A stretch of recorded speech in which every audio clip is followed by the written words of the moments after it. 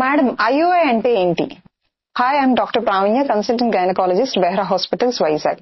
IUI అంటే intra uterine insemination. అంటే ఏంటంటే మీ హస్బెండ్ సెమన్ శాంపుల్ అన్నది ప్రాసెస్ చేసి మీ గర్భసంచిలోకి డైరెక్ట్ గా ఇన్స్టాల్ చేయడం అనే ప్రొసీజర్ ని మనం ఐయుఐ అంటాం. సో ఐయుఐ అన్నది ఎవరిలో చేస్తాం? First thing, unexplained infertility. అంటే ఏంటంటే మేల్ పరంగా ఫీమేల్ పరంగా ఫ్యాక్టర్స్ అన్ని కూడా చాలా బాగున్నాయి, బట్ స్టిల్ 1 year గా ట్రై చేస్తున్న ప్రెగ్నెన్సీ రావడం లేదు. సో అది ఫస్ట్ ఇండికేషన్ ఐయుఐ చేయడానికి. అండ్ సెకండ్ థింగ్, ఎవరికైతే మేల్ ఫ్యాక్టర్ అంటే సెమన్ శాంపుల్లో చిన్నపాటి అబ్నార్మాలిటీస్ ఉన్నాయో సో వాళ్ళకు కూడా ఐయుఐ అనేది మనం సజెస్ట్ చేస్తాం. Third thing, cervical factor.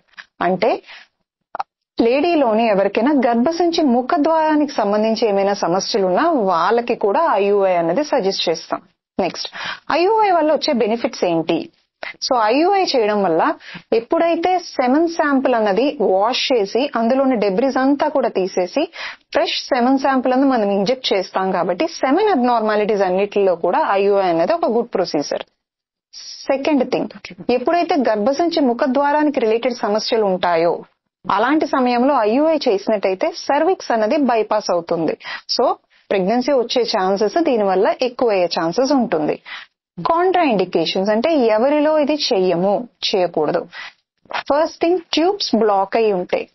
Tubes block అయినప్పుడు ఎగ్ అసలు ట్యూబ్ లోకి వచ్చే అవకాశం లేదు. సో ఐయుఐ చేసినా ఉపయోగం లేదు. సెకండ్ థింగ్, యాక్టివ్ గా ఇన్ఫెక్షన్ అంటే తెల్లబట్ట లాంటి ఇన్ఫెక్షన్స్ ఉన్నట్టయితే ఐయుఐ చేసినట్టయితే ఆ ఇన్ఫెక్షన్ ఎక్కువ అయ్యే అవకాశం ఉంది. ఐయుఐ సక్సెస్ రేట్ ఎంత మేడం? ఇప్పుడు న్యాచురల్ గా ఒక కపుల్ కానీ ప్రెగ్నెన్సీ కోసం ట్రై చేస్తున్నారు ఎటువంటి అసిస్టెన్స్ లేకుండా, వాళ్ళలో ప్రెగ్నెన్సీ వచ్చే ఛాన్సెస్ 4 to 10% ఉంటాయి. అలా కాకుండా మీరు ఐయుఐకి వెళ్ళినట్లయితే double the rate of success ఉంటుంది ప్రెగ్నెన్సీకి. అంటే 8 to 20% ఆఫ్ ద కేసెస్ లో ఐయుఐ అనేది సక్సెస్ఫుల్ గా ఉంటుంది. సో ఐయుఐ కోసం ఉండే మిత్స్ ఏంటి మేడం? ఐయుఐ అనేది ఒక పెద్ద సర్జికల్ ప్రొసీజర్.